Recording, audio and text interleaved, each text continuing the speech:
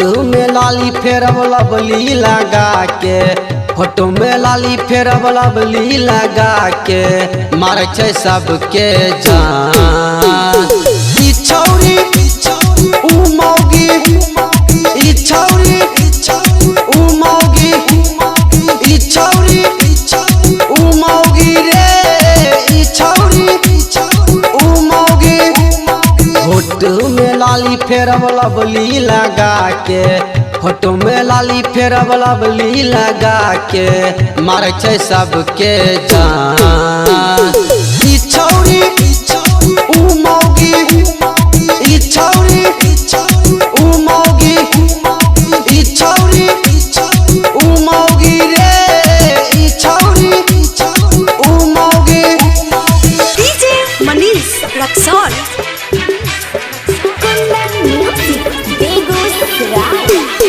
ई छौरी ऊ मौगी, ई छौरी ऊ मौगी, ई छौरी ऊ मौगी रे, ई छौरी ऊ मौगी।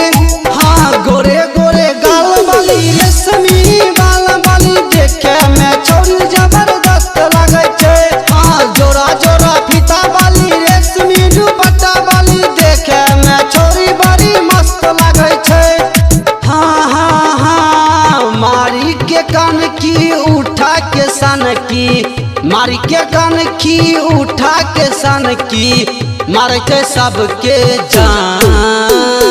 ई छौरी ऊ मौगी, ई छौरी ऊ मौगी, ई छौरी ऊ मौगी रे, ई छौरी ऊ मौगी। डीजे मनीष रक्सौल।